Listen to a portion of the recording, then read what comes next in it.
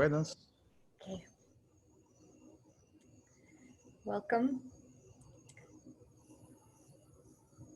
Can you hear me okay? Great. Okay.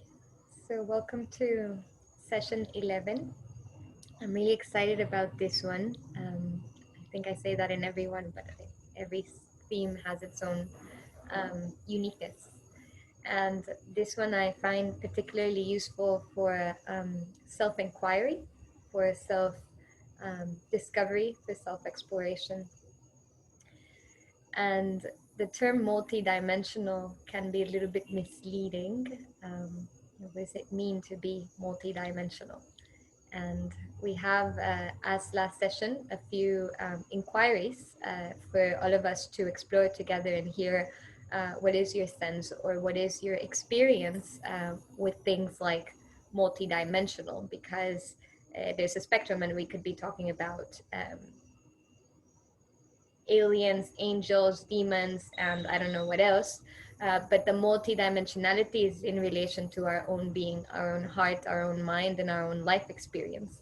The other subjects are not in my area of expertise, so I don't speak about them. But definitely we are multidimensional beings. Clear example is we can be here with our body and our mind can be somewhere completely different. And that's one example of we can be, in two places at once by location.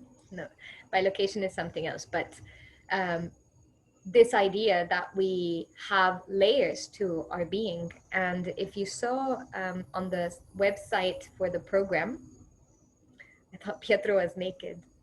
If you saw on the page of our meditations, I gave you the bonus class of the structuring layers of the self. And if you haven't taken it, it's like a more in-depth inquiry on this multidimensionality, structuring layers. What are the layers that structure our being? But for tonight, we're going to go very classical and methodical into what does yoga have to say about the dimensionality of our beings. And we're first going to have, we'll have a meditation, and then we'll go into the theory behind that particular structure of meditation. And then, knowing the theory, we'll go into the meditation and see if you can compare. How was your experience? Is that good for everybody? Okay, awesome. I'm going to try my headphones because there seems to be a lot of cars going around. Can you hear the cars? No? The dogs? Yeah, okay. How about now? It's good? Yes, it can be los settings. Yeah, You can't hear me. I can hear you, but it's Can't hear not me. plugged into Okay, the earbuds. I'll take these off. Can you hear me now? Okay, cool. So let's find a comfortable seat. You can be sitting on the floor or on your bed or on a couch, whatever feels most comfortable for you. And allow your spine to grow tall. You can bring your tailbone into your pubic bone and your pubic bone into your tailbone, and that immediately will raise your spine. See if you can relax your shoulders, opening space in your chest. And allow the hands to come somewhere in the body that feels good. If you are like me in meditation and you move your head a lot because you're opening the heart and there's a feeling of elation, or if meditation makes you cry and you feel somehow you would like privacy, feel free to turn off your camera. And we'll begin with a body scan, just immediately connecting to the feeling of the physical body. Sensing how does it feel to come into stillness this Sunday evening. And we can go very, very basic, from how does the body feel on the surface that we are sitting. Do you feel comfortable?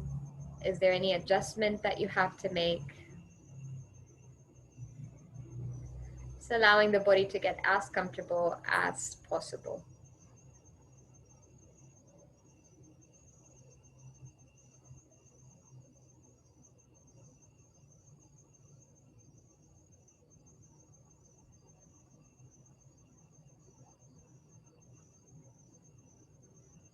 And exploring the quality of being still.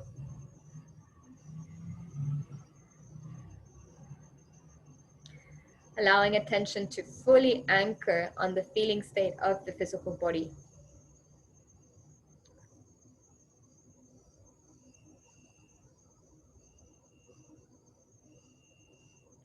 And see if there's a place in your body that is calling for your attention, whether it be a space of tightness or contraction, an injury, a space or a spot of pain or a knot.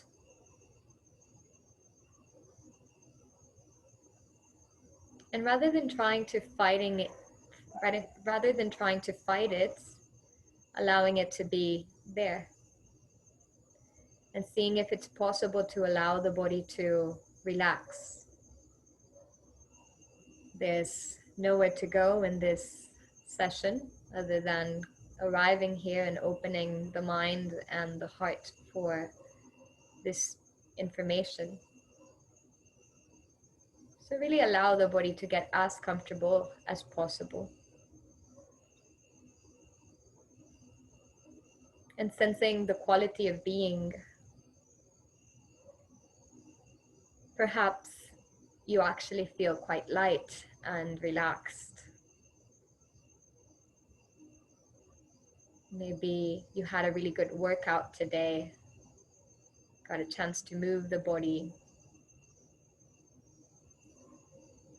Maybe the body's feeling tight and contracted.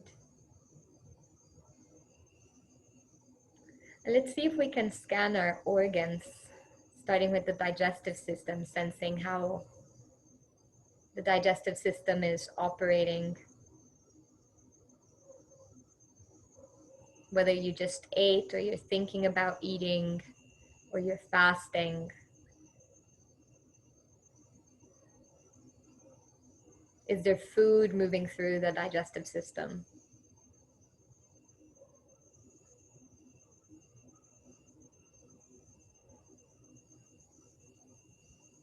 Opening awareness to sense that innate intelligence of our organs, that intelligence of the body that does what it has to do without the mind intervening.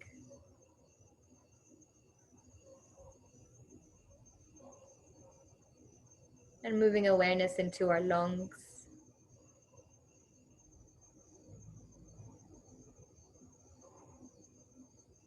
The heartbeat.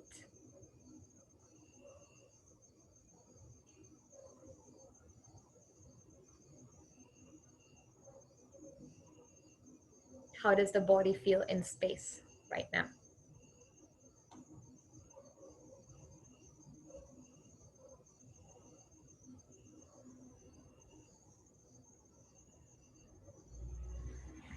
And turning awareness into your breath. The quality of your breath. We're not looking for something special, just sensing how the breath is moving into the body and out of the body.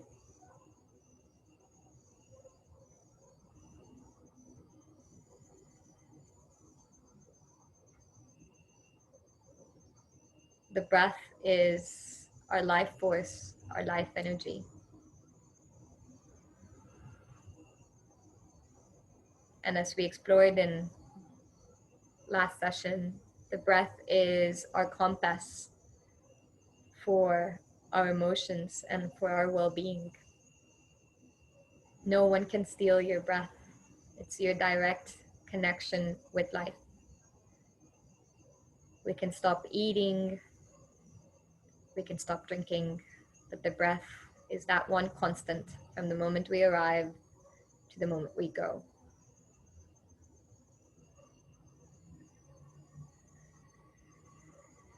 So as we always do with the inhale, opening to the life that is here.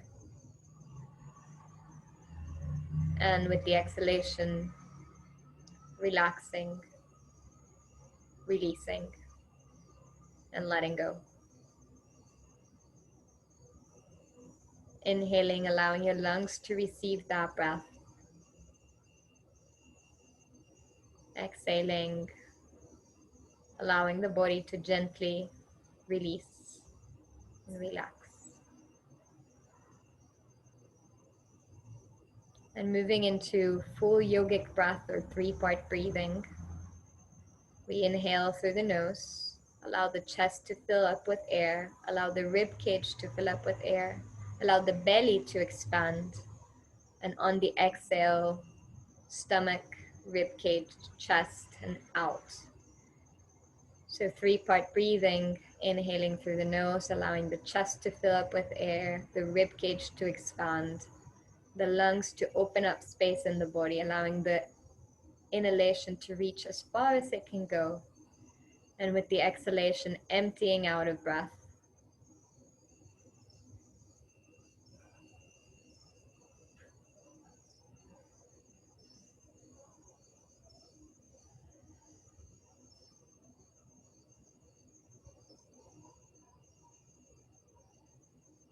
Exploring that edge of sensation, that edge of breath.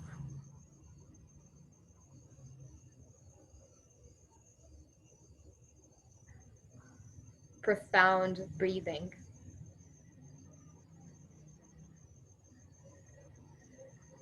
Inhaling, opening to the life that is here.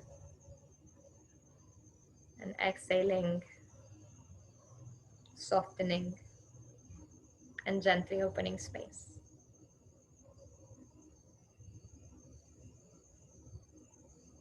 And check in again with your physical body. How did this breathing exercise impact? Maybe there's a subtle shift, maybe there's a massive shift, maybe it's the same. Before and after comparison. What's the quality of our energy right now? Do we feel relaxed? Do we feel tight? Do we feel tired or enlivened?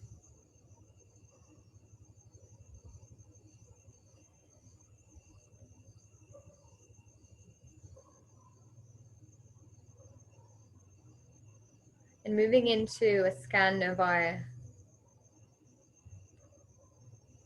mental activity.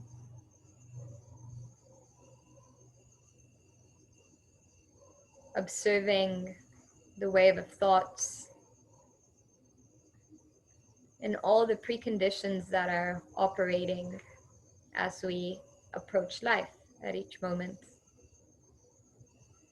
And see if you can explore if the thoughts that come up are new thoughts, or if they seem somehow repetitive.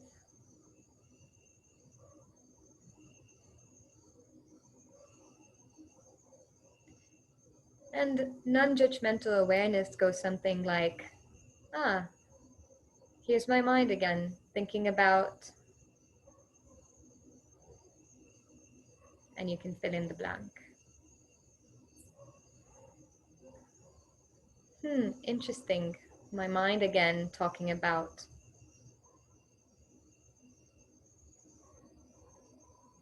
This is how it feels like when I feel relaxed. This is how it feels like when I allow myself to be guided.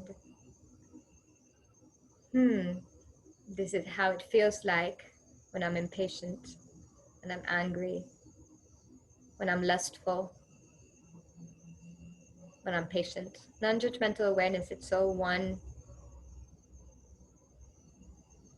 mental activity. Moving away from judging something as good or bad. Cultivating that capacity to see what's happening in our minds.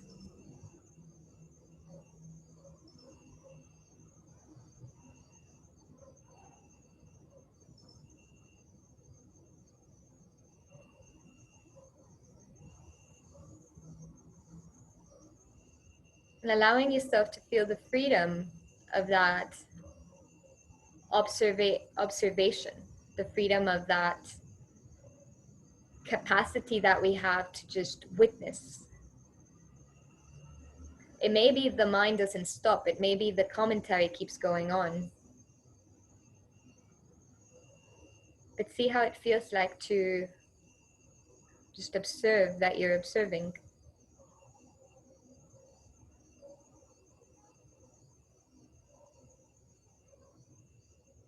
Anchoring attention into the ground of being, that underlying quality of awareness, of loving intelligence that permeates our whole life.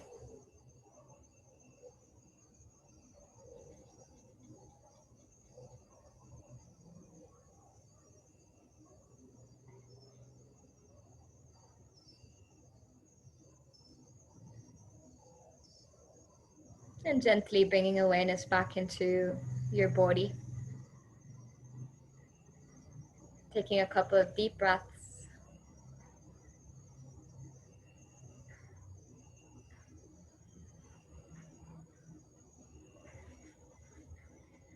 And at your own time, you can open the eyes again.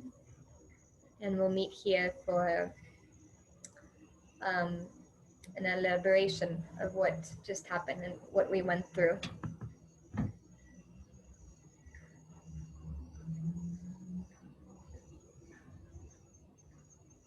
Welcoming Raul, who just joined. I'm going to share with you the screen. And as last session, I have it on Keynote so that we can add in commentaries, and then we'll have it all like as if it were a blackboard. So there may be some words in Sanskrit that have that underlying red thing that tells you that you should correct the word, but it's because I don't have Sanskrit ABC in my Keynote. Okay, so multi-dimensional harmony. How do I do this? Bear with me, please. So let's talk about harmony.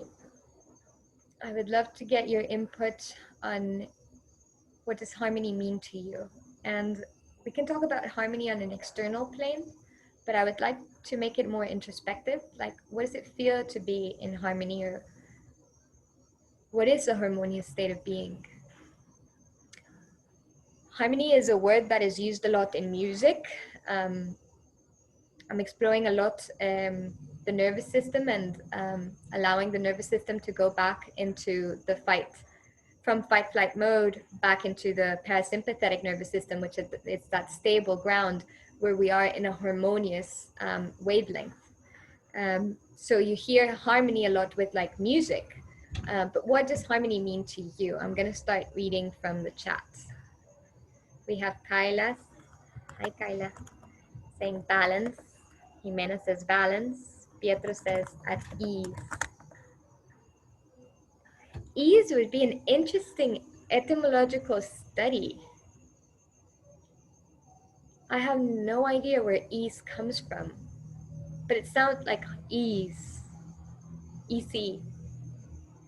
Eastern. I don't know. Good exploration. Jimena, calm. In balance, feeling peace. Equilibrium. I love equilibrium. Balance, and Kyla says hi. Let's skip. Okay. So interesting. So harmony is to be in balance.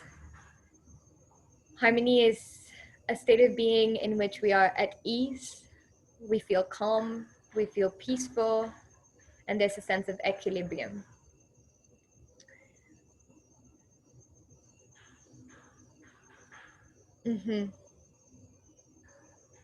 I like this idea of equilibrium and balance because there may be moments in which we are going through a lot of turmoil, and yet we can access that state of harmonious being. It doesn't mean that we're somehow detached from what is happening, but we can sustain an equilibrium way of moving through life. This is why I used this photo of the waves, because as I told you in session 1 in anchoring attention, consciousness is the entire ocean, and our little minds, our monkey minds, the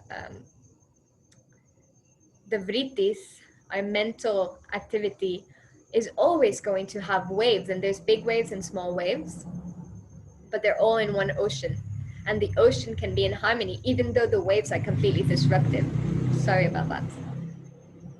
Chat. Mindfulness. Oh, flow. I love flow. Flow, acceptance, mindfulness. Mindfulness in interaction.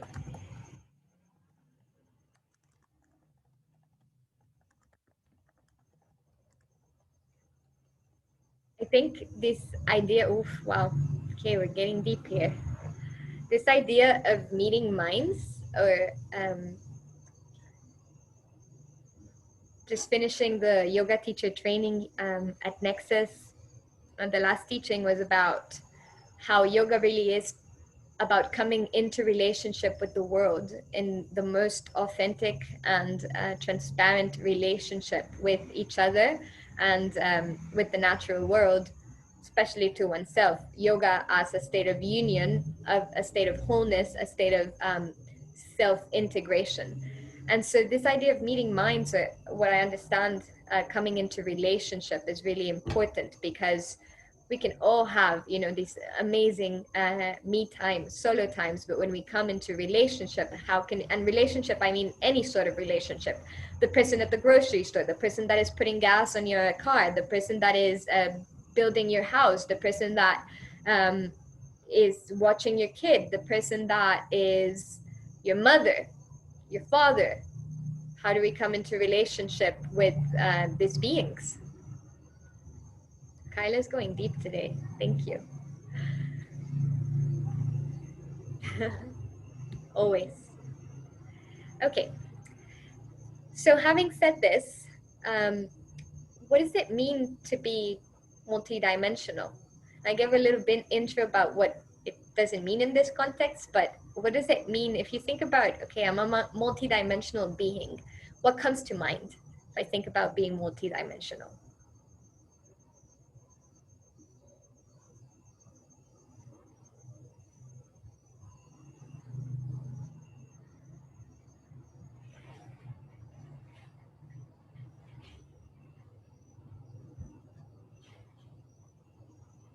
Physical and mental.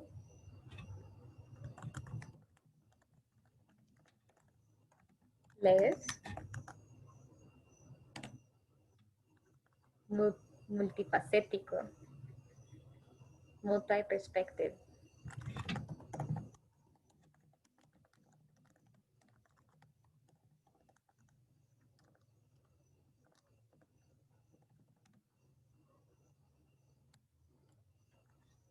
Complex. Love that. Interrelation.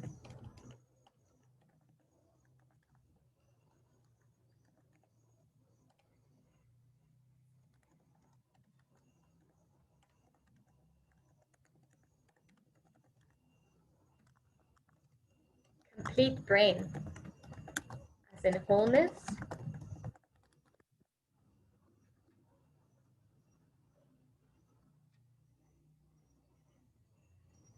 Anybody else?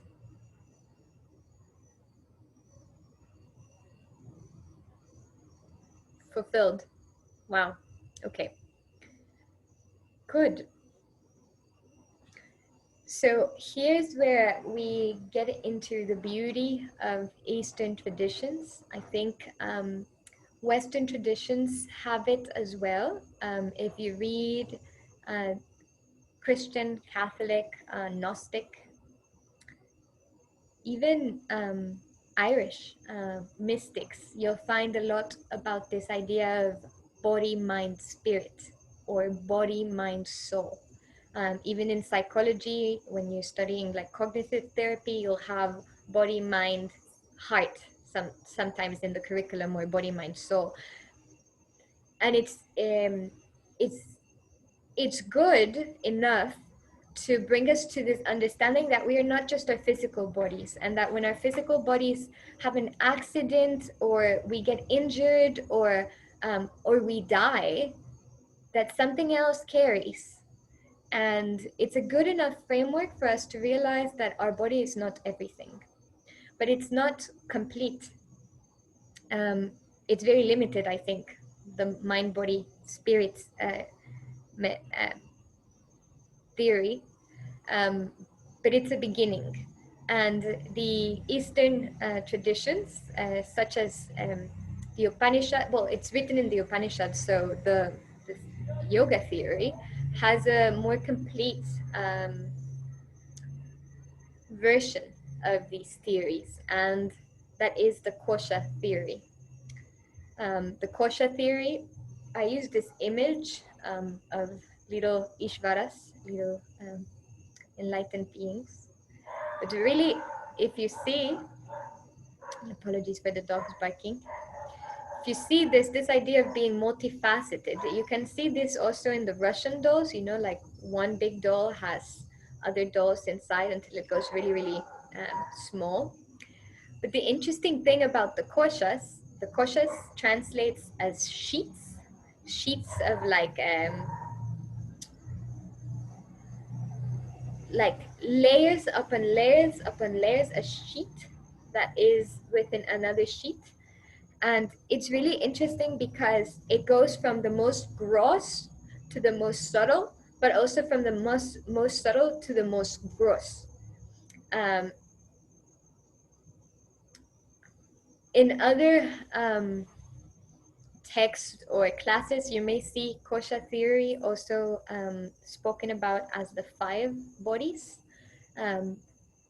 My teacher, Shunyamurthy, at the ashram used to say that there's 7 bodies, but it goes a little bit woo-woo, and I want to keep it really weird, really weird, really real and weird. So it's an interesting slip, really real. And so for it not to be weird, I want to keep it really down to earth.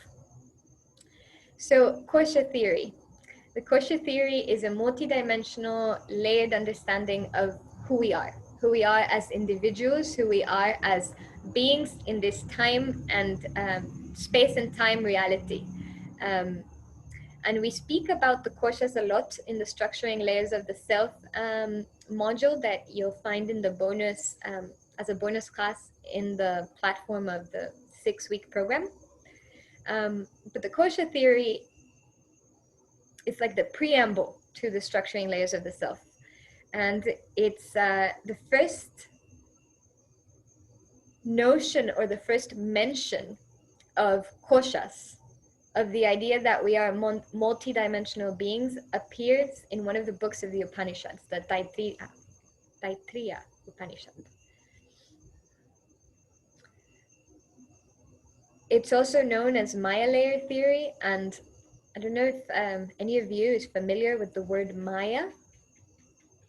Can I get a chat if any of you is familiar with Maya? No.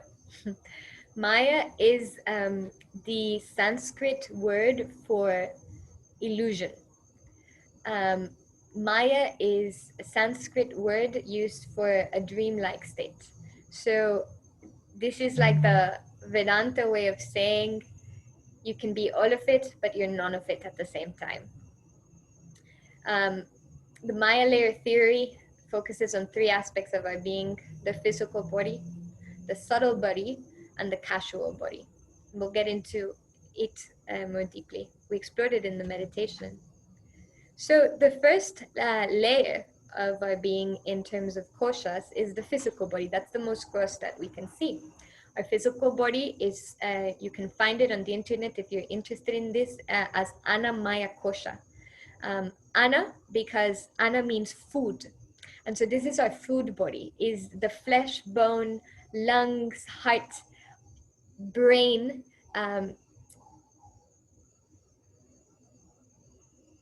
movement of life force. And the physical body, You know, if you break an arm, are you still there? If you lose one limb, are you still there? If you have an impairing accident, are you still there?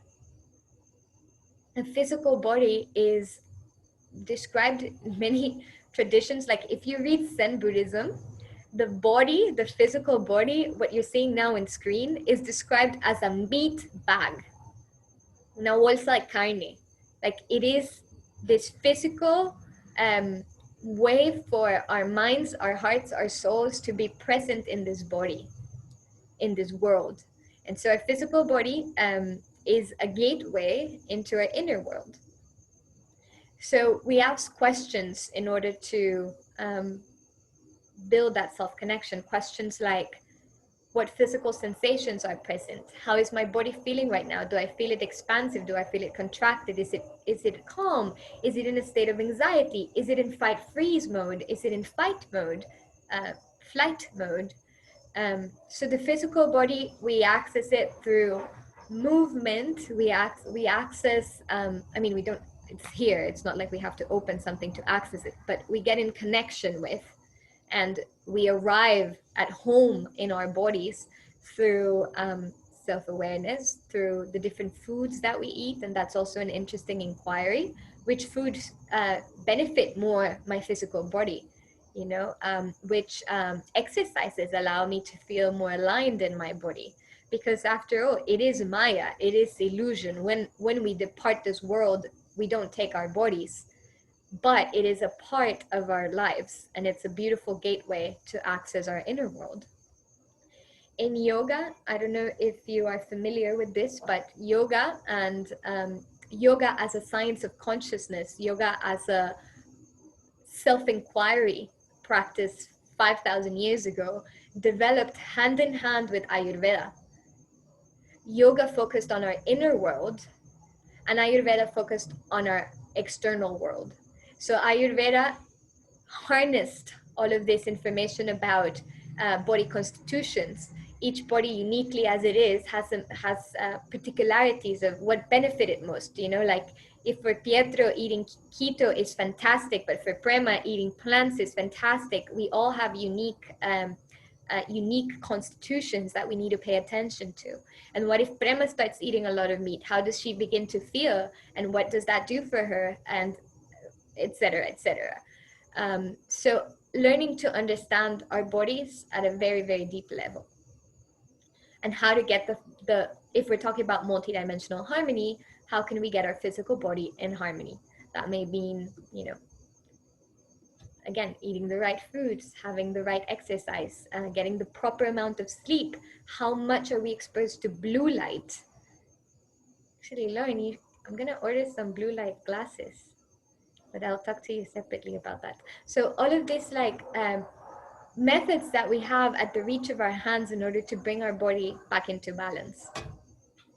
Does that make sense to people? I guess we do, because we all have a body. Can I get a yes on the chat or no? Humana, nice, awesome.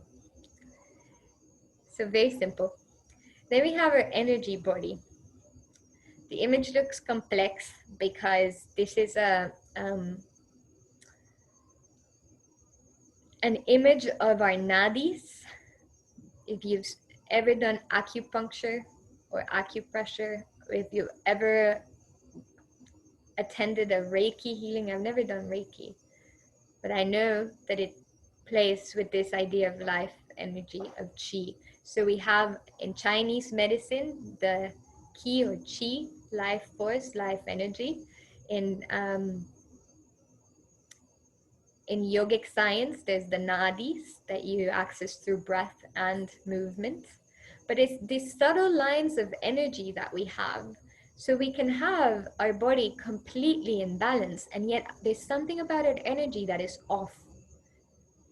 And there's multiple ways of coming into harmony. Our breath, you know, we can begin to notice our breathing capacity, our energy levels.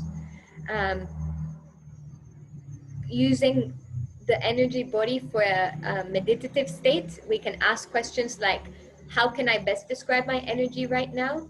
And if we do some breath work, we can see before and after comparisons. So I want to share with you 2 pranayamas that we can use in order to bring harmony into an energy body. If we're feeling depleted and we're feeling somehow tired, exhausted, or more emotionally neglected, or there's something that's really like tamasic. We'll go into the gunas next week, but tamasic is this like dense energy in which we can't even see the sunlight. And there's a spectrum of that. But if we have our energy levels low, there's this pranayama called Kapalabhati breath. It translates as skull polishing breath. And it's a breath work that immediately, as soon as you begin to do it, it's like you're taking a coffee shot, because you are literally polishing your nadis, your life force channels. So I want you to see how we do this. Kapalabhati is in the exhale, and you do it with your belly. It's not in your chest, it's in your belly. I'll do a demonstration and then we can do 30 of them. But Kapalabhati focuses only on the exhalation. So let's see how I can put the camera. So when you exhale, your belly goes in.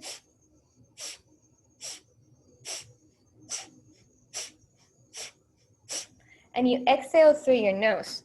So you don't focus on the inhalation at all. The inhalation happens automatic because our body is really cool. And so it's good if you begin Kapalabhati breath with both of your hands on your rib cage, so that you can really feel that pulsation of the belly inward. And I want you just, if you're practicing with me, or you just want to take note and do it tomorrow morning and try it instead of coffee or before coffee, that's fine. But I really want you to learn to do this right, because there's so many practitioners of asana, yoga, breathwork that are like, and they do it from the chest, and that's not right. You do it through the belly. Belly button goes in and up, in and up, in and up. And so exhale, exhale, exhale, exhale through the nose. So we'll do 30 of those, and then we'll see what happens. I hope you're doing it with me. Otherwise, it will look weird, but that's okay. So you inhale deeply through the nose and begin exhaling.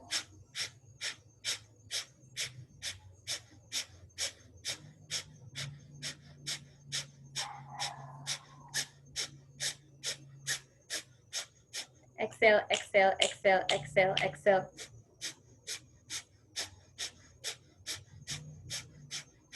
10, 10, 9, 9, 8, 8, 7, 7, 6, 6, 5, 5, 4, 4, 3, 3, 2, 2, 1, 1. Exhale fully and hold the breath retention there. And inhale deeply through your nose and allow that breath to stay in the body. And exhale gently. And begin to sense, what did this do for you? If it's confusing and you want to try it out again, or if you feel a little bit energized by it, what effects does it have in your energetics? For me, it's like I'm up again, ready to teach the next class. Definitely woke me up, of course. Excellent. So Kapalabhati is really, really nice. Feels lifting. Ran out of air a little bit at the end. Yeah, certainly. Kapalabhati is very different from the Wim Hof method, because in the Wim Hof method, it's more like a rebirthing, like, but this we're doing.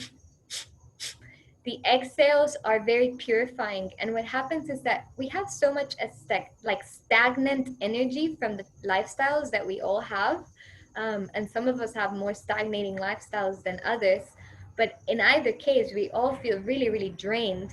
because all of these lines that you see in that image are beginning to be blocked by real densities of life, whether it be the polluted air that we're breathing or the polluted food that we're eating, the lack of exercise, the lack of a full length capacity, sexual energy not being managed appropriately, so many ways that we begin to block our channels. And Kapalabhati is such a good, like, clear it all out breath. And it's a breath that you can do early in the morning, in the evening.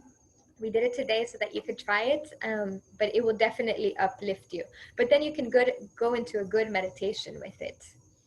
And always do that before and after comparison, and you can see, how do I feel when I do this? And you can do it as long as you want. Kapalabhati is not a breath that needs restriction. But if you're pregnant, it's better to limit it only to 10 breaths. So this is again, a breath that is uplifting.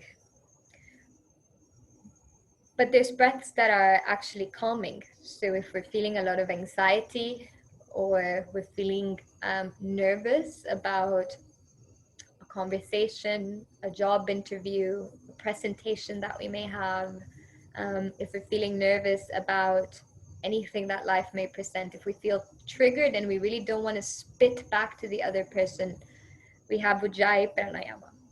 And Ujjayi Pranayama, you may listen to it if you ever go to a yoga class and they ask you to do an ocean breath.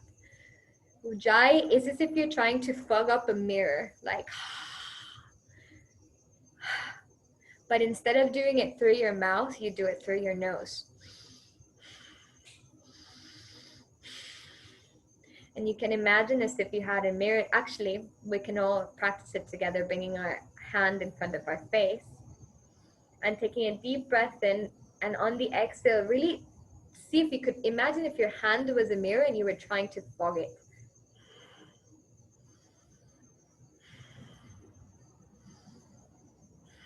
Here, it's interesting if you bring both of your hands towards your ears, like your palms are creating little nests for your ears, and you begin to do that breath, and it literally sounds like the ocean, wave after wave. So we can do 10 of those breaths together. It's nice if you put your hands on your ears.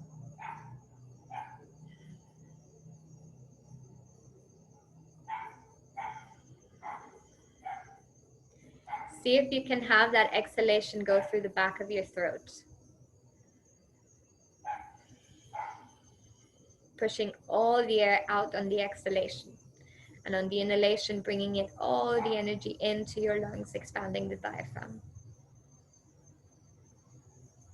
Long, deep breaths.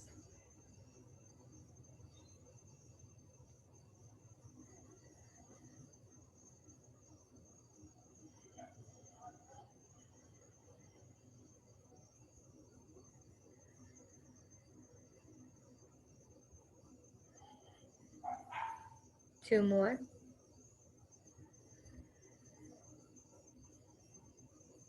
See if this breathing naturally sparks up a smile on your face. If you feel calmer, if you feel that there's more power over your energy. Okay, so that is Ujjayi Pranayama. And these are just a couple of breaths that we can use as gateways into our energy body and really become aware of what is, what is the quality of my energy right now, because we can eat all the right foods and this will definitely enhance our prana, but there's something about the breath that takes you there. I have a breathing question. Okay, go ahead. So this might be like a technical thing, but I often have a hard time with my exhales. I can do a deep breath in, but it seems that I have harder time exhaling for like a longer exhale. And I was wondering if that's a practice thing or like what could that be? Definitely a practice thing. Our exhalation is linked to a relaxation mode. if you're in a survival state of being, and that is not always running away from a tiger, it's shooting the next interview, making sure you have all the right things at the right time, that, you know, managing a team, this keeps you on your edge. And the the exhalation is that message that we give to our nervous system that it's okay to relax. And knowing you personally, and I hope that it's not a problem that I put you on the screen, because I think all of us can relate to that sense of like not being able to let go. And so the exhalation for so many people, including myself, when I started meditating, the exhalation is really difficult, because it is that sending a message to the nervous system that it's okay to relax and unwind. And so if we inhale a lot, it's like, okay, I'm ready to take this on. Come on, bring it on. Can I let it go? And so it is a practice. You can practice, ideally, I think, not Nadi Shodhana, Samavriti, which is the one that we've been doing often. Samavriti is equal length breath. So it's also called squared breathing. So you inhale for 4, hold that inhalation for 4, exhale for 4, and then hold that breath out for 4. And you inhale for 4, hold that inhalation, exhale 4, hold that exhalation. And play if it's possible for you to exhale for 4, hold that exhalation out for 4. If 4 is too much, try 3. Count of 3, that 3. And then also just seeing if it's possible to match the length of the inhale and the length of the exhale. So sometimes it's very common that we'll take in the life that is here and then exhale very, very little. And then inhale, take in the life that here, and exhale very little. And so see if it's possible for you to mindfully inhale and exhale for the same amount. So if you're inhaling for 5, see if you can exhale for 5. And if that is difficult, then lower the inhalation and try to bring them into balance, and practice and see, you know, how does that affect the energetics. And then also not to have like anxiety about not being able to breathe out enough. You can just lower it down and see how that works. Thank you. Thank you. Okay, so let's move on. No, not Spotify, sorry. It's like premise party music. No, just kidding. Okay. So here.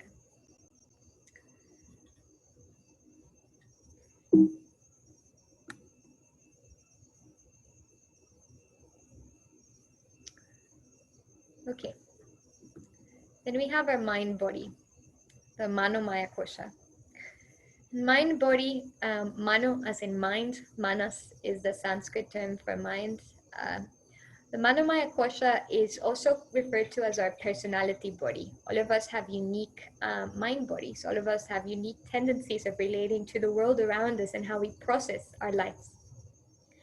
Personality body is our belief systems about the world and about the other and about ourselves. The feelings that we have, our identity of who we are and how we move through the world with that. And basically our ego as that operating system of filtering the world for our own purpose and understanding.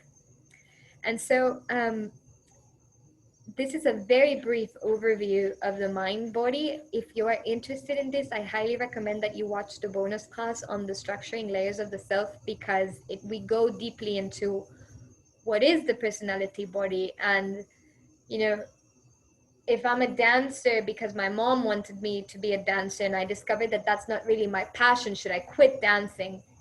Not necessarily. Like, what does it mean to have full awareness of our mental body, of our mind body, Manomaya Kosha, and live authentically the life that we have? So questions to come into harmony with our mental body. Are there thoughts, feelings, or emotions present in this moment? If we're trying to come into a meditation and the mind is chattery, can I begin to see and witness these thoughts and emotions? And are these thoughts familiar? Because most of the time, our thoughts are not familiar. Our thoughts are repetitive. See if you find yourself where you are right now, with the people who you are right now, with the conditions that you are right now, and go back 4 months ago and see if the thoughts have shifted a little bit. We're going through a moment of a lot of shifts. So of course, if we go prior to the pandemic, the thoughts were very different, but that's a unique situation that we're living right now as a, as a species. But usually our thoughts are very repetitive, you know, sex, food, and sleep, and rock and roll. Um, this is a painting by Alex Gray. I couldn't find another photo. I think this is something with acid, but it has nothing to do with drugs. It's like our mental body is within us.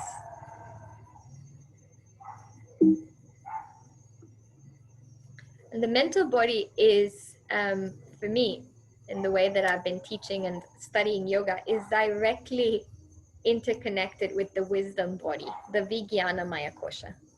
Vijnana in Sanskrit translates to English as wisdom, supreme wisdom, actually, because jnana, and if you've heard me talk in other seminars about jnana yoga, wisdom yoga, yoga of knowledge, jnana as the knowledge that transforms into wisdom. So Shunyamurti gave a really interesting seminar about, we have a world of information. You can go into Google and look up anything, and you'll have completely different and opposing and integrating and completely a huge paradigm and plethora of information. And you could read that information, but when does that information transform into knowledge? And it's something that you know. And many times when we're approaching our inner world and meditation, it's when we become curious about what we don't know. We don't know what we don't know. And how does that knowledge translate into wisdom? Is when we're embodying that knowledge. Because I can know a lot about Mr. Trando. I can know a lot of information and I can have a lot of theoretical knowledge. But when does that knowledge become wisdom? When do I inhabit that knowledge and allow it to permeate my life and allow it to guide me through decisions that are important in life, I'm still learning. The wisdom body is when we develop that awareness of awareness, that capacity to witness what is happening. And the Vijnana Maya Kosha is encompassing is that mental and emotional capacity. It's the heart mind to sense all of the different ripple effects that our mind has in our being and that our bodies, mental bodies, emotional bodies have in our being.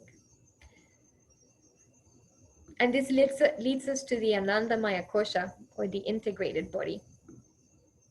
I was first surprised to see that at Nexus Institute, they translated the Anandamaya Kosha as integrated body, because I've always studied it as bliss body. But in the inquiries of this yoga scholarship and looking at different texts and studying, okay, but what is bliss truly? Because sometimes we can get a little bit confused of this idea, because bliss is not happiness. Bliss is not fulfillment. Bliss is not sexual pleasure. Bliss is not eating an ice cream and having, it's what is bliss? And I really, at the end, love this idea of becoming whole, becoming integrated, an integrated wholeness and union with all that is. And so we ask questions like, what does it feel like to allow your whole self to be at home right here, right now, in a meditation, for instance, or in a conversation? How can I be in complete union with what is happening right now? Or how might it feel like? Because sometimes we don't have the capacity to feel integrated, but how might it feel like if I fully accept? So we go back into this idea of harmony. How might it feel like if if I felt at balance in this situation, how might it feel like to be at ease, to be peaceful? How might it feel like to access a sense of equilibrium, a sense of acceptance, a sense of mindfulness? Integrated body. But I wanted us to explore this idea of bliss, to get a sense from all of you, because all of this is living information. It's not stagnant, even though it was written in the Upanishads thousands of years ago. What does it mean to me? And I'm interested in what does it mean to you? Because this is inquiry. Yoga is inquiry. It's not something that is set. So I'd love to hear from you. What does bliss stand out or mean to you? And also, if you're a Spanish speaker, how would you translate bliss?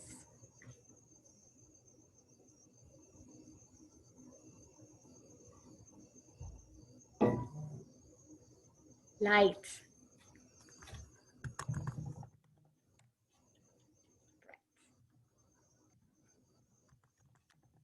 Bright light. That's what you are. Continuous happiness.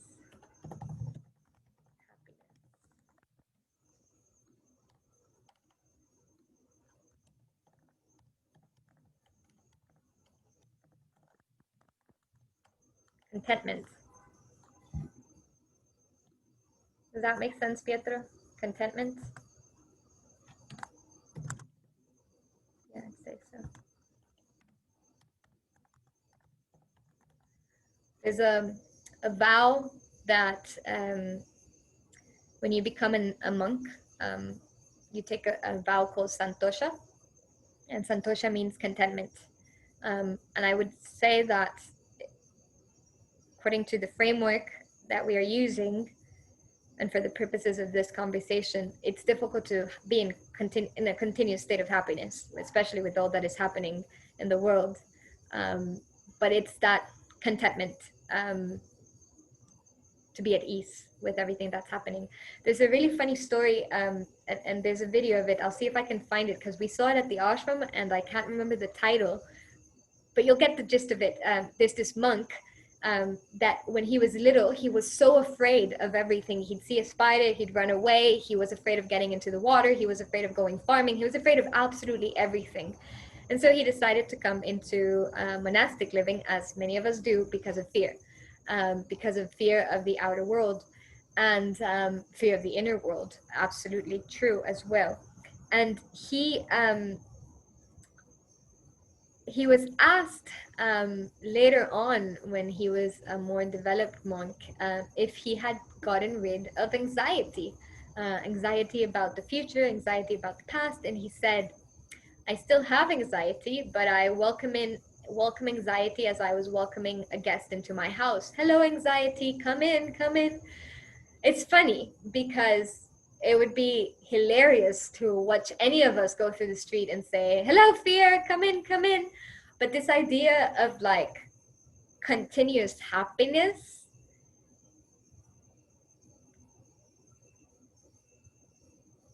it's interesting. Because if, we crash our car, it's like you're not going to be in a state of continuous happiness, but you can be in a state of ease. Doesn't mean detachment, doesn't mean disassociation, but rather, whoa, this just happened. How do I navigate it in the most harmonious way as possible? So checking the chat for more serendipity. Ooh, I like that.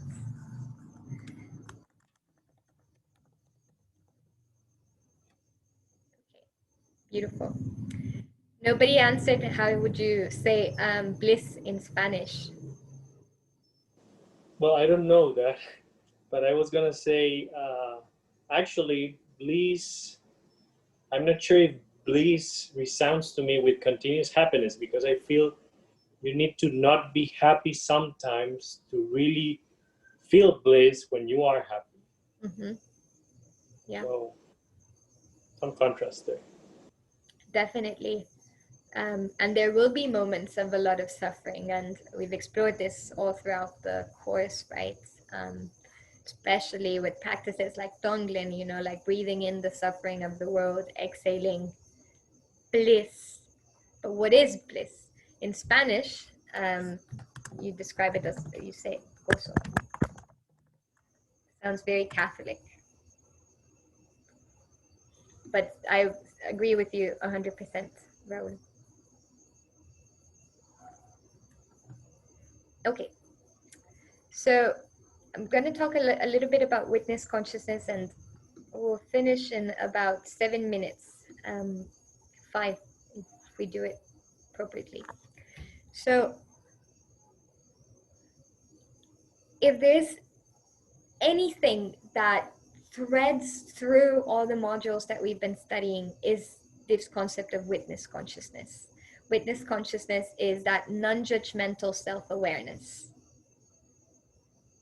There's things that are going to be super pleasurable in life that gives us a sense of elation. There's things that are going to be extremely painful in life that completely destroy our idea of the world and who we are. It's going to happen. Good luck, bad luck. We are experiencing both opposites in this life. How do we cultivate a non-judgmental state of self-awareness? It doesn't mean that happy-go-lucky, dancing around in the rain all the time, because we do need to be self-critical. And by self-critical, I mean become critical thinkers about our own inner world and the way that we do things. That is yoga. That is self-inquiry. But how? It is being with oneself and one's inner experience without labeling or reacting.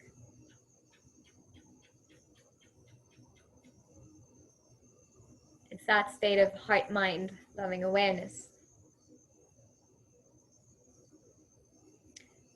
So as we train our body, as we train our muscles, as we potty train, we have to train everything. So how do we practice and develop a witness consciousness? Because this can be life-changing. This can really make or break the trajectory of your life. And so in the Yoga Sutras, Patanjali lists 2 main qualities of developing witness consciousness, or 2 main prerequisites that we have to have in order to develop witness consciousness. One is steadfastness, alert, awake, present, engaged mental focus. Wake up to what is happening in your life right now. And then practice non-attachment. It happened. There's nothing you can do about it. It is happening. Can you accept it with radical open-heartedness and move through it with a wakeful presence?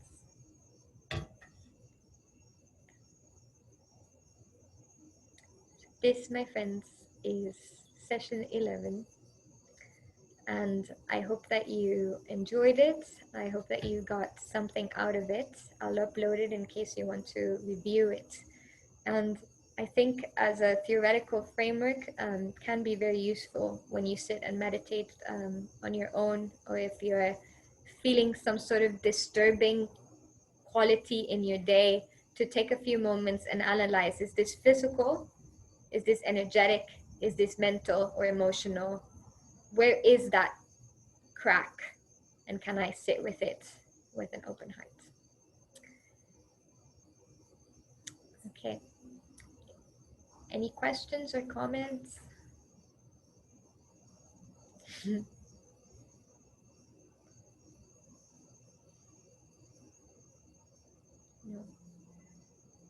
No, gracias a vos. Gracias a todos. Okay, let's do a couple rounds of Samavriti before we log out. Sitting with the spine tall, bringing the pubic bone to the tailbone towards pelvic bone. Belly in and up. And imagine as if you were holding a ball or a mango under your chin, and you had to hold it with your chin and your chest. And see if that helps you raise your spine, rolling the shoulders up and back. Inhaling through the nose and exhaling softly, emptying out for a cycle of Samavriti. Inhaling through the nose for 1, 2, 3, 4, holding that breath in, 3, 4, exhaling softly, 2, 3, 4, and see if it's possible to stay without breath. Inhale through the nose, hold that breath in, begin to exhale softly, and stay without breath. Inhale through the nose. And before you log out, think about which activities would best serve your evening as you prepare to meet the week ahead.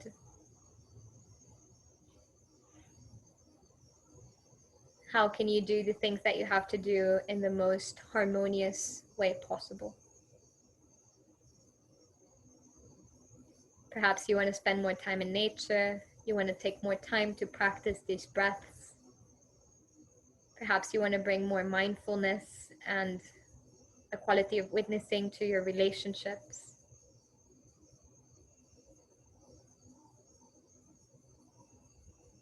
I hope you all have a beautiful evening. Good night. I have a chat there. Buenas noches. Namaste.